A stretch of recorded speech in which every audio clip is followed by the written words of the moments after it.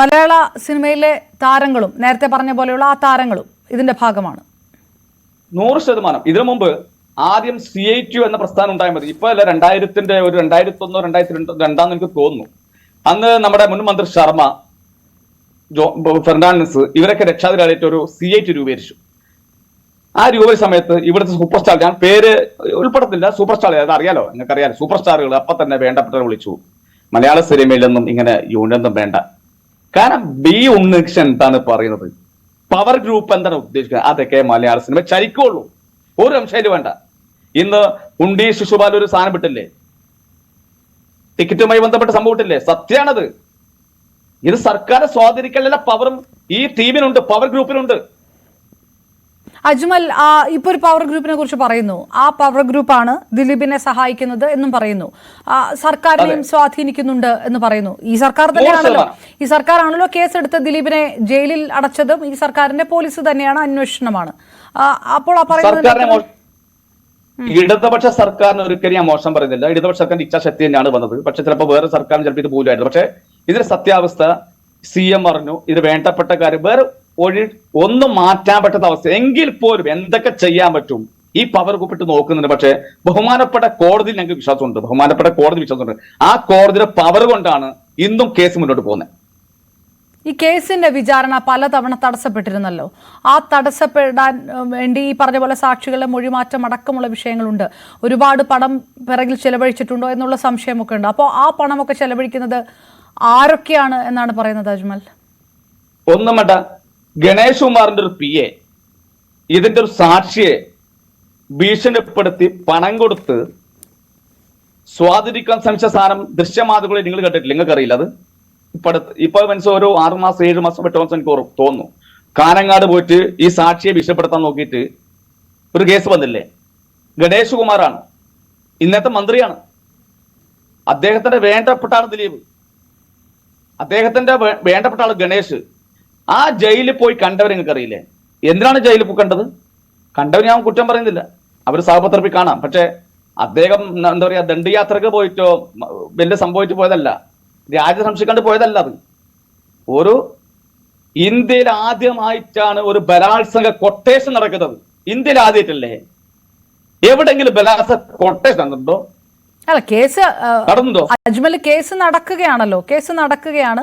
അപ്പോൾ സ്വാഭാവികമായിട്ടും ഈ ശിക്ഷാവിധി, ശിക്ഷ എന്താണ്, അല്ലെങ്കിൽ അത് വിധി വരുന്നത് വരെ അയാൾ ഇപ്പോഴും ആ സംശയത്തിന് ആനുകൂല്യം ഉണ്ടാകുമല്ലോ പ്രതിക്ക്, സ്വാഭാവികമായിട്ടും. ഓക്കെ, ശരിയാണ്. പക്ഷെ ബലാത്സംഗ കൊട്ടേഷൻ കൊടുത്ത ഒരു കേസ് ഇന്ത്യയിൽ എവിടെയെങ്കിലും വന്നിട്ടുണ്ടോ? ബലാത്സംഗ കൊട്ടേഷൻ കൊടുത്ത ഒരു കേസ്, ബലാത്സംഗം നടന്നത് കേട്ടിട്ടുണ്ട്.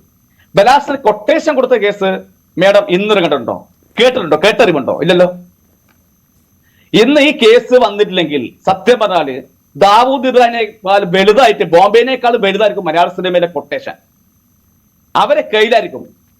ഞാൻ ഉദാഹരണം പറയാം, മോഹൻലാലിന്റെ സിനിമ, മമ്മൂട്ടിയുടെ സിനിമ ഇറങ്ങുമ്പോ ദിലീപിന്റെ ഒരുപാട് കൊട്ടേഷൻ ടീം ആ തിയേറ്ററിൽ കയറിയിട്ട് എന്ത് ചെയ്യും?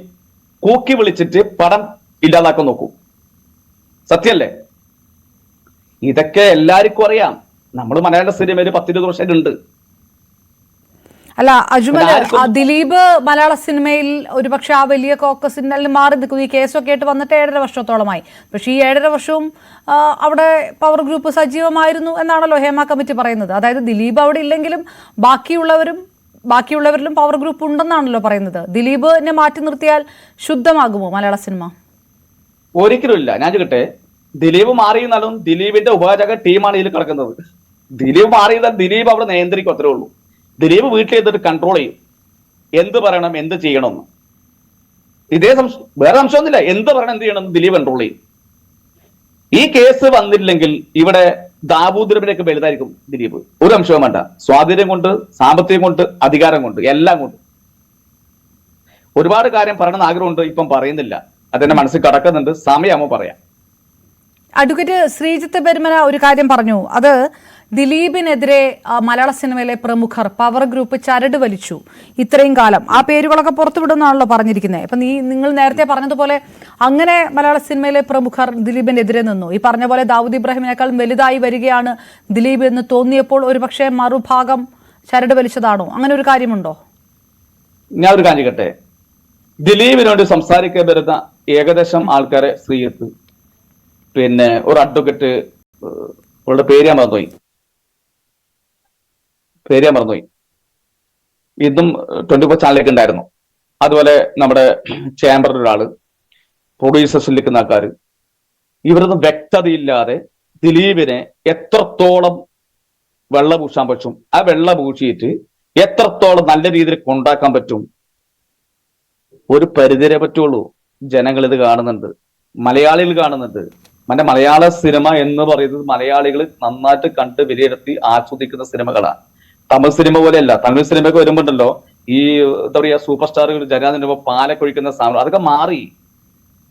ജനങ്ങൾ ആകെ എന്താ പറയാ മനസ്സും മടുത്തിരിക്കുകയാണ്. ഇന്നത്തെ ചർച്ചകൾ പോലും പ്രശസ്തമല്ല ഇതിലായിരിക്കുകയാണ് അല്ലേ?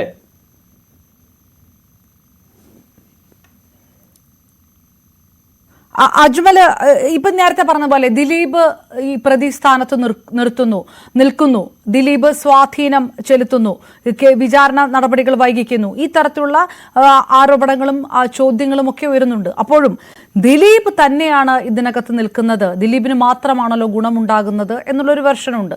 അത് നമുക്ക് പക്ഷെ ഒരു തെളിവിന്റെ അടിസ്ഥാനത്തിൽ മുന്നോട്ട് വെക്കാൻ കഴിയുന്നില്ല. കോടതികളിലും ഇത്തരം ആരോപണങ്ങൾ വന്നപ്പോൾ ആ തെളിവുകൾ കൃത്യമായി മുന്നോട്ട് പോയില്ല. പ്രോസിക്യൂഷൻ ഇത്തരം ആരോപണങ്ങൾ ഉന്നയിച്ചപ്പോഴും തെളിവുകൾ സമർപ്പിക്കാൻ കഴിഞ്ഞില്ല. അങ്ങനെയാണ് അത് പലപ്പോഴും തള്ളിപ്പോവുകയും ചെയ്തത്. ഇവിടെ ഇരുന്ന് നമ്മൾ ഈ പറയുന്നതല്ലാതെ. ഞാൻ ചോദിക്കട്ടെ, വിചാരണ കോടതിയിൽ എത്ര പ്രാവശ്യം പബ്ലിക് പ്രോസിക്യൂട്ടർ മാറി?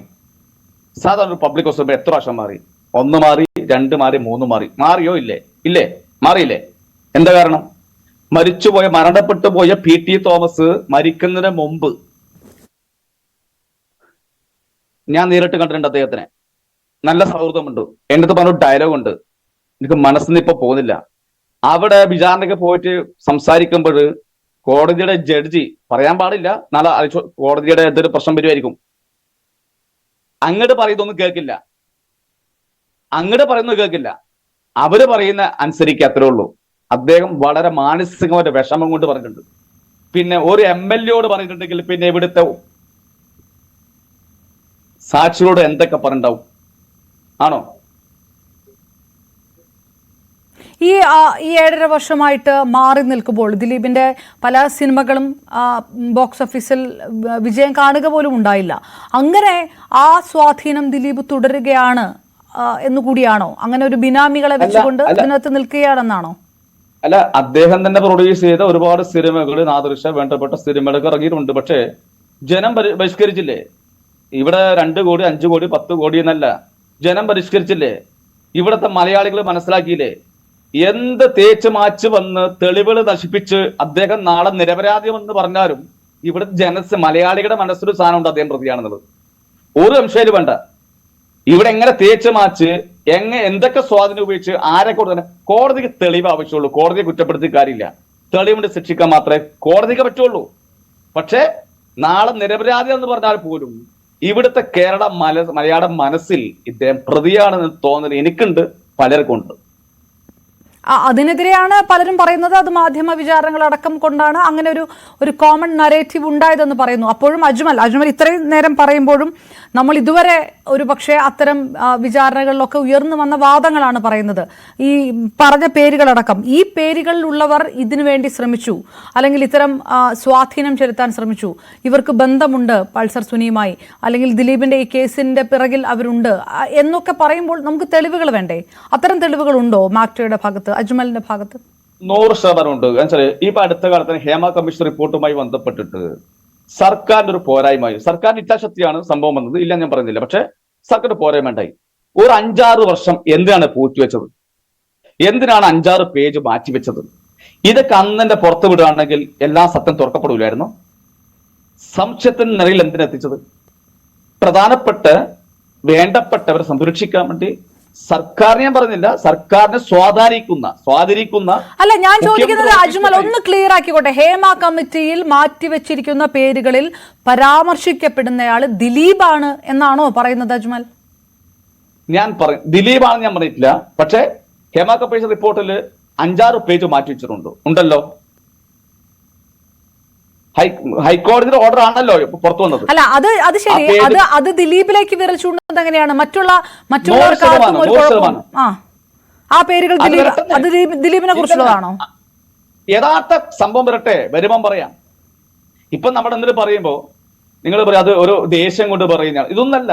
മലയാള സിനിമയിൽ ഈ കേസ് ഉണ്ടായിട്ടില്ലെങ്കിൽ മലയാള സിനിമയിൽ ഏറ്റവും വലിയൊരു കൊച്ചി എന്ന് പറഞ്ഞൊരു വലിയ സമരം, ബോംബെനേക്കാൾ ഡേഞ്ചർ ആയനെ. ഒരാൾ കൂടി പേരും പറയാം. ഒരു പവർ കമ്മിറ്റിയുടെ ആൾ പേര് ബാബുരാജ്. ഈ പവർ കമ്മിറ്റിയിൽ ബാബുരാജ് ഉള്ളതാ. ബാബുരാജ് നിസ്സാരക്കാരനൊന്നുമല്ല, പവർ കമ്മിറ്റിയുടെ ആളാ. മലയാള സിനിമയിലെ പവർ ഗ്രൂപ്പ് എന്ന് പറയുന്നത് ദിലീപും അല്ല. ഞാൻ ചോദിക്കുന്ന അജ്മൽ നമ്മളിങ്ങനെ പറഞ്ഞു പോകുമ്പോൾ നമുക്ക് കുറച്ചുകൂടെ സ്പെസിഫിക് ആയിട്ട് പോകാമല്ലോ, ഒരു വലിയ കൺഫ്യൂഷൻ വേണ്ടല്ലോ. മലയാള സിനിമയിലെ പവർ ഗ്രൂപ്പ് എന്ന് പറയുന്നത് ദിലീപും ദിലീപിനെ സഹായിക്കുന്ന ചിലരും, അങ്ങനെയാണോ പറയുന്നത്? 100%. മറ്റുള്ളവരൊന്നും അതിന്റെ ഭാഗമല്ല. നമ്മുടെ സൂപ്പർ താരങ്ങളോ ഒന്നും ഈ പവർ ഗ്രൂപ്പിന്റെ ഭാഗമേ അല്ല. സൂപ്പർ താരങ്ങൾ ഉണ്ടെന്ന് ഞാൻ പറഞ്ഞില്ല, പക്ഷെ അവർക്ക് വേറെ വഴിയില്ല. അതുകൊണ്ട് താൽക്കാലം താങ്ങിക്കോ, അത്രേ ഉള്ളൂ. വേറെ വഴിയില്ല. കേൾക്കുന്നില്ല? വേറെ വഴിയില്ല എന്ന് ഉദ്ദേശിച്ചതിനർത്ഥം ഭീഷണിയുണ്ട്, സമ്മർദ്ദമുണ്ട് മറുവശത്ത് എന്നാണോ? 100%.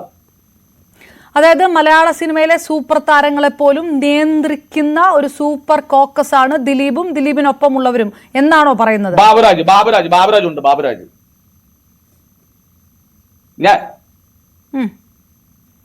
ഞാൻ ഉദാഹരണം പറയാം. ഹലോ, പറഞ്ഞോളൂ അജ്മൽ, കേൾക്കുന്നുണ്ട്, പറഞ്ഞോളൂ. ആലുവയില് എന്റെ ഒരു സുഹൃത്തുണ്ട്. അദ്ദേഹം ഒരു പ്രവാസിയാണ്.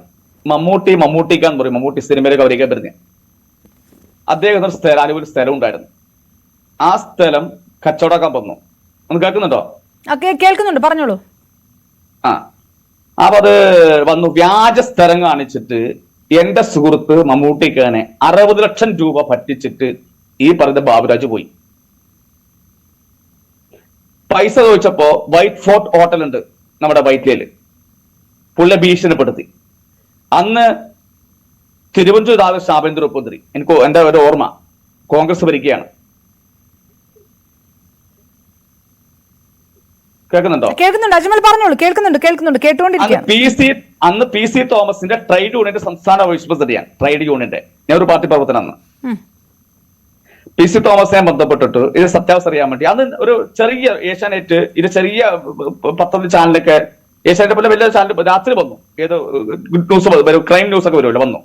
പക്ഷെ രാവിലെ തന്നെ അത് കൊതുക്കി.